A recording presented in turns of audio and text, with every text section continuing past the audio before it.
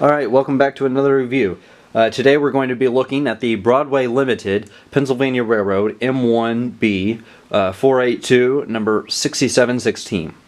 This is a really nice model, especially considering the past I've had with Broadway Limited. Previously I've tried to get this model, a review of the EMD E8s that Broadway did a little while back, but I have not been able to get any review done because they've had terrible performance.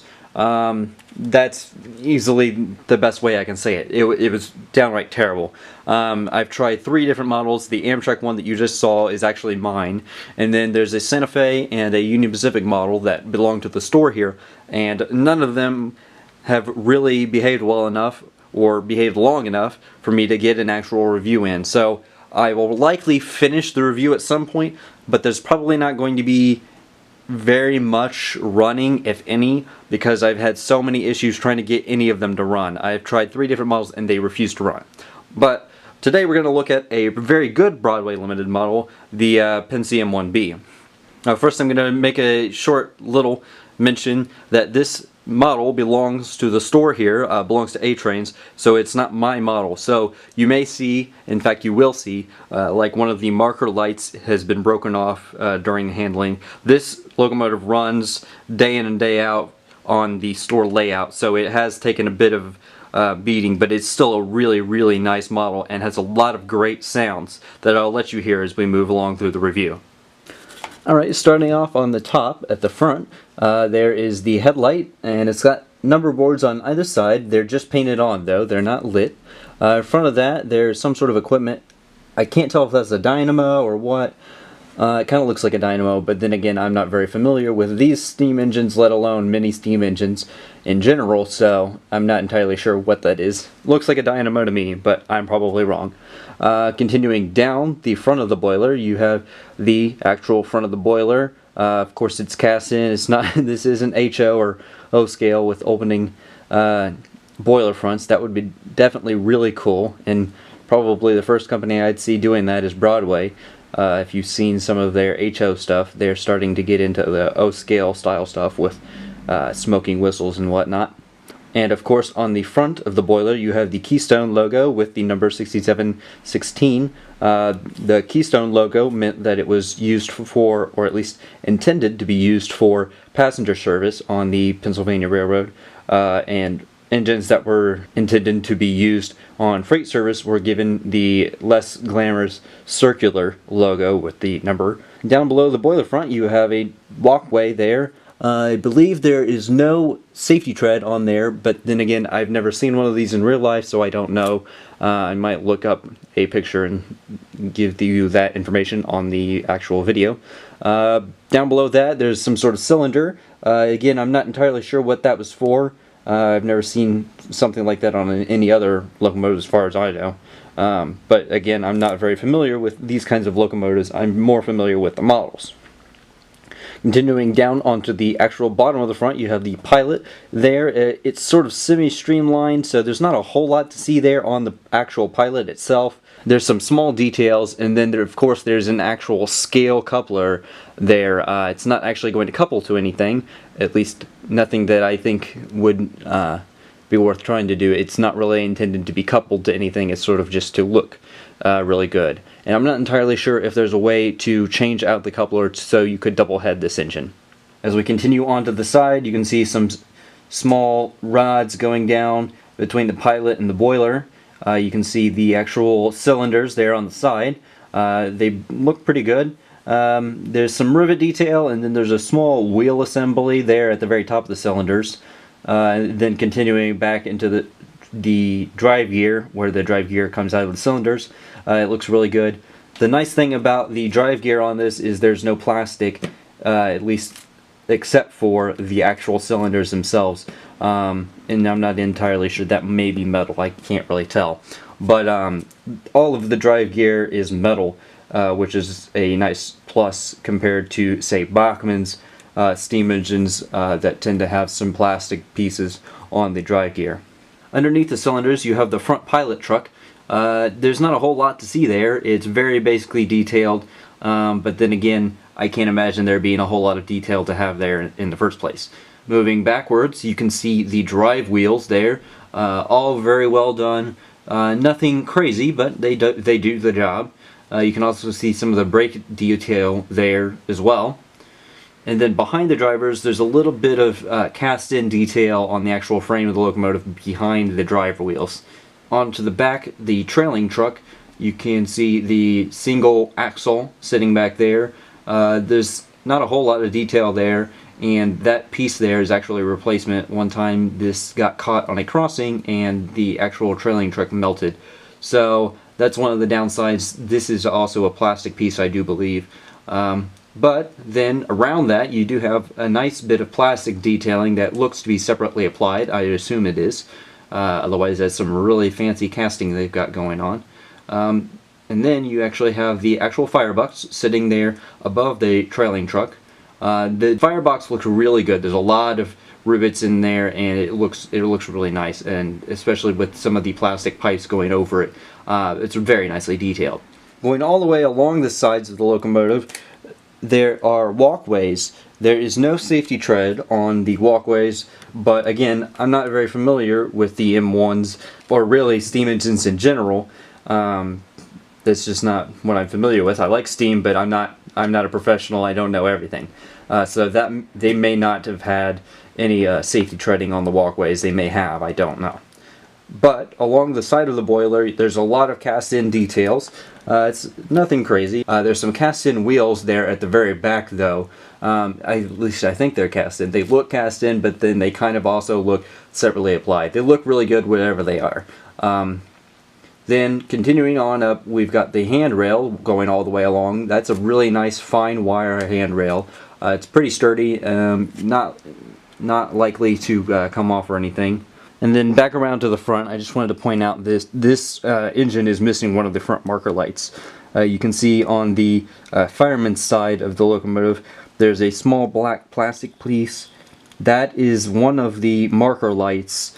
There's supposed to be one on the other side, but that's been broken off. Since this is an actual store engine and not something that we have for sale right now, you know, it takes a bit of a beating after running many miles. Not even model miles, real miles on our layout. So it gets plenty of running, and that is why there's some slight damage to the details. Moving along, you can see the smokestack and then a small bit of detail behind that. That's separately applied, but then there's a small cast-in pipe coming down out of it. Then behind that there's a separately applied bell, and then behind that you've got the domes and then the whistle with a small smoke deflector piece behind the whistle. And then you've got some pop-off valves, and then continuing back you've got more cast-in details until you come all the way back to the cab. On the cab there's some small plastic windows on either side of the front as well as on the actual sides. The windows do have some nice red paint trimming them, but there are some small cast-in, I'm not sure if those are mirrors or windows, I'm not entirely sure, but they are cast in, whatever they are. And then up on top you've got more rivet detail, but there's also a small vent on the roof of the cab that is completely cast in, that does not open. I've got a couple of shots of the interior of the cab. It's pretty hard to see, but you can see that there are some painted gauges and some other slight cast-in details. And underneath the cab, in between the locomotive and the tender, you can see some of the wiring that connects the motor that's in the locomotive to the DCC board that's in the tender. Onto the front of the tender you can see some cast-in details and some separately applied wire handrails there. Not a whole lot else to see there, but it's not exactly easy to get these two apart, so it's not likely that you'll be getting a lot of time to investigate what's in there. Along the sides, there's a really nice Pennsylvania logo. The printing's very sharp, and the rivet details along the sides are also really nice. On top of the tender, you have the coal load. It's just a plastic cast-in coal load, and I don't see any easy way of getting it out of there. It's not the greatest looking coal load I've seen. Definitely not the greatest in model railways, but as far as in scale, it's alright. But again, I've seen better. So replacing that, if you wanted to make it a little more realistic, you'd probably have to cut out that part of the tender. On the bright side, I believe it's plastic, so it's not metal like the rest of the tender. And yes, the rest of the locomotive and the tender are pretty much die-cast metal. Onto the back of the top of the tender, you have a small ladder coming down from the coal bin, and then going down into some water hatches. There's a radio antenna. There's some small plastic detail pieces that I'm not entirely sure what they are. In my opinion, they look like bells, but I'm 99.9% sure that's not what they are. Then down at the very back, you have the doghouse there for switching, so that you could have someone standing there at the very end of the locomotive when switching. And then there's a small ladder coming down from there. And then in the middle, there's a small headlight that is not lit, unfortunately. And then you have marker lights on the ends, on the edges. And then you have the little PRR logo there underneath the rear headlight. The antenna that I mentioned above also continues down the back of the locomotive tender here. And then you can also see a coupler cut bar, as well as some small step detail, and then the rear coupler. While the front coupler is sort of a scale dummy coupler, the rear coupler is a standard microtrains coupler. I'll give you a quick look at the other side, but there's not a whole lot of details that you haven't already seen on the side you saw first. Alright, now I'm going to go over the different functions that this locomotive has, being DCC sound. First off is 0, which is the headlight, which is not... oh, there it goes. For some reason it wasn't changing at first. So you can see the headlight going on and off. Alright, we're going to, before we can do any of the other sounds, we have to actually start up the locomotive.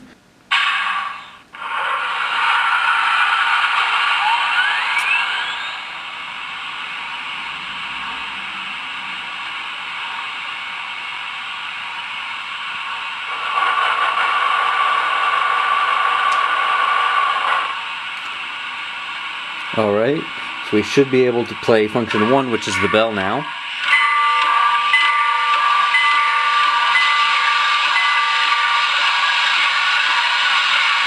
Now, by the way, all the sounds that you're hearing besides the bell just then, those are all automatic sounds. So this locomotive does have quite a few automatic sounds that play.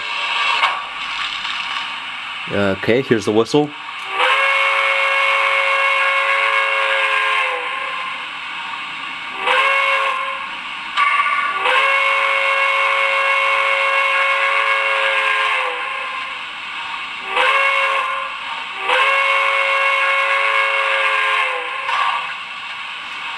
Okay, then we have coupler slack, which is 3. So once we get it moving, you can hear the coupler slack. We'll back it up here.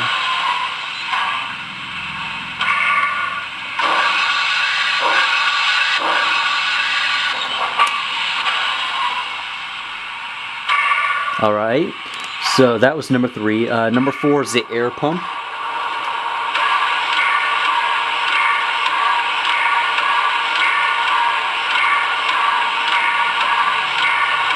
And now I can't really tell a difference because of all the sounds that are playing at the same time. So I'm not really sure what I should have been listening to. Okay, it says the next one, number 5, is blowdown, which when stopped.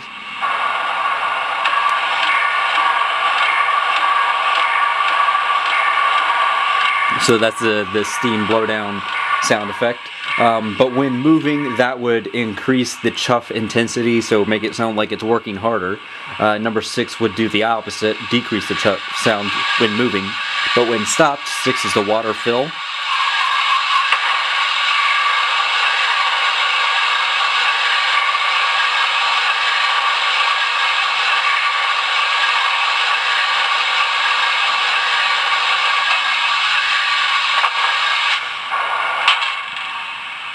Okay, 8. For some reason 7 isn't used. 8 is mute. Works pretty well. 9 is the startup and shutdown sequence. So we'll give it the shutdown sequence now.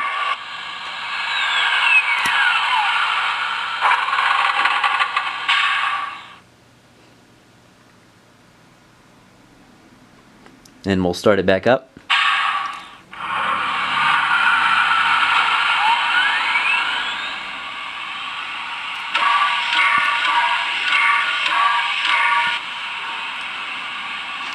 F10 is the coal shovel or auger.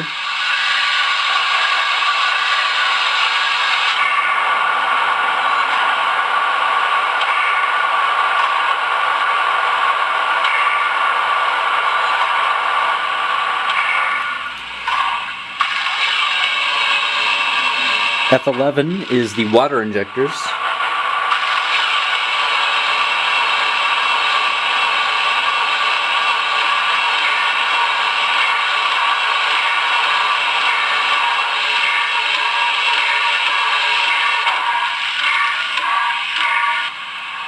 F12 is setting the brake or brake release, and then when moving that would turn on the brake squeal.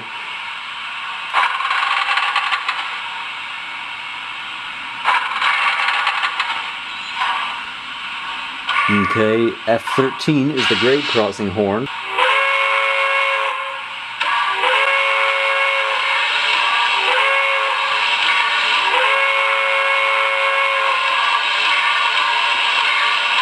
F14 is passenger announcements.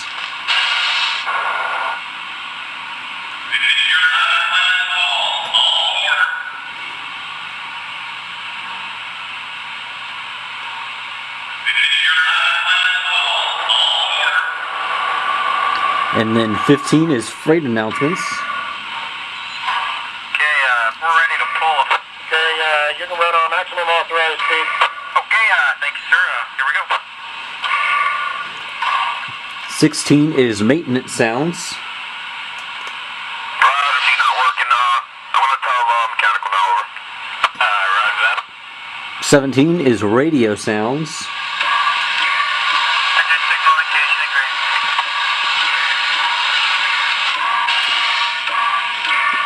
18 is city background sounds. Easy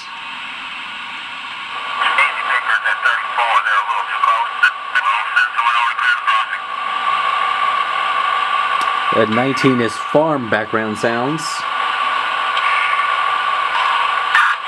here. The big load is great. Yeah, we may need a pusher. Okay, roger that. 20 is industrial background sounds.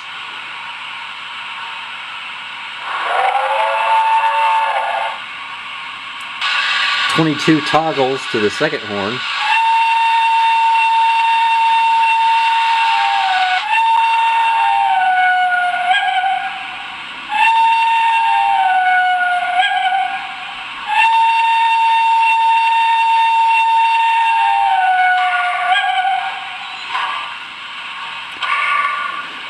'23 would toggle the Mars light on if it had a Mars light. 24 and 25 don't do anything. 26 is play a recorded macro, and then 27 lets you record a macro. So basically that is, you are programming in a specific behavior. You're telling the locomotive to do this, and then you can record that. So then the locomotive will go and play back what you record. So you could, in theory, have it set up to perform a switching action, and then if you were doing an exhibition layout or something like that, you could program it to just run that macro, and then it would just sit there and repeat the switching action over and over again. And then F28 is brake squeal.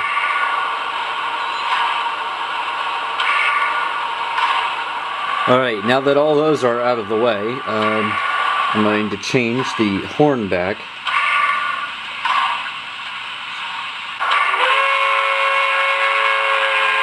There we go. Alright, and all that's left to do now is to give this thing a run.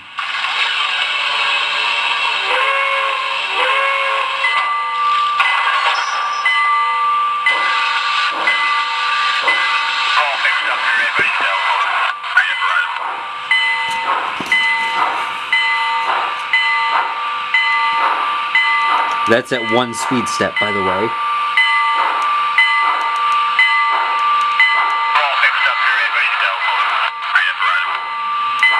So when you program in whichever sound effects or radio sound effects you want to do, it'll keep playing them. So if you want them to stop, you just enter the same combination and stop it.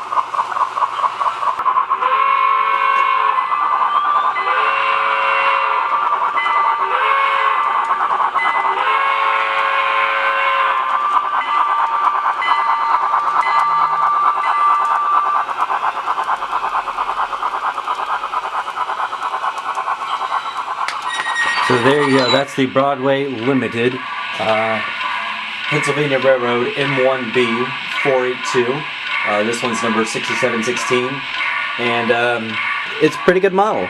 It's definitely a big step up from the E units that Broadway released previously that I had so many problems with that I haven't been able to get a review of yet, but hopefully that'll come someday. In the meantime, I'll see you next time.